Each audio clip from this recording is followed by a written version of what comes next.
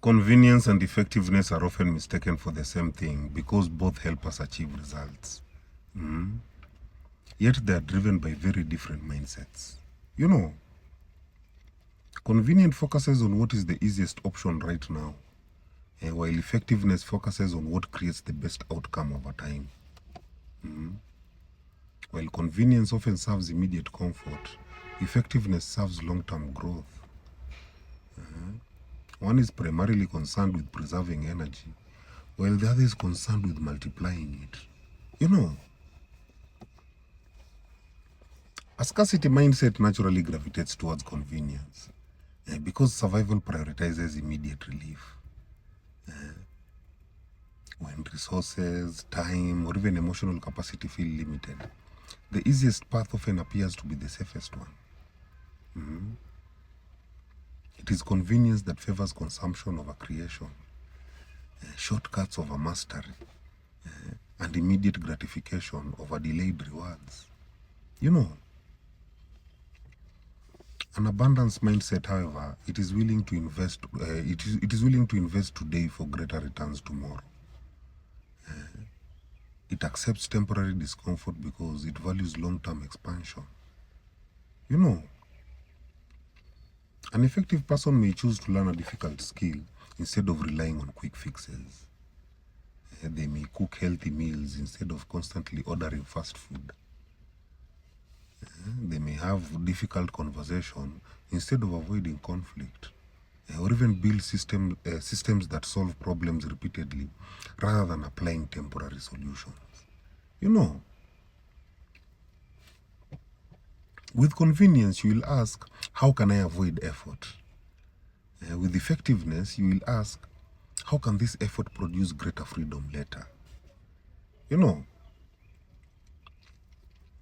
Now, the irony is that what feels convenient today often becomes costly tomorrow, while what feels difficult today often becomes easier over time.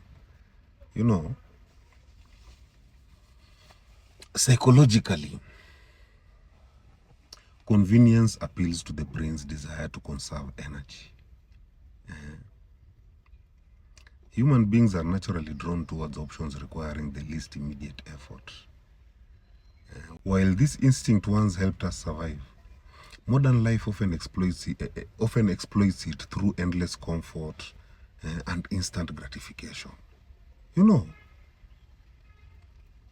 Effectiveness requires delayed gratification and future-oriented thinking.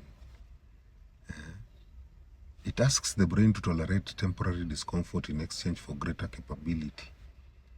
Over time, this develops resilience, discipline, and confidence. Because success is built on intentional choices rather than impulsive ones. Spiritually, effectiveness reflects stewardship. It is the willingness to cultivate your gifts, resources, and opportunities rather than merely consume them. Growth requires participation. Comfort rarely transforms character. It is challenge that often does. An abundant life is not measured by how much comfort you accumulate, but by how much value you create and multiply.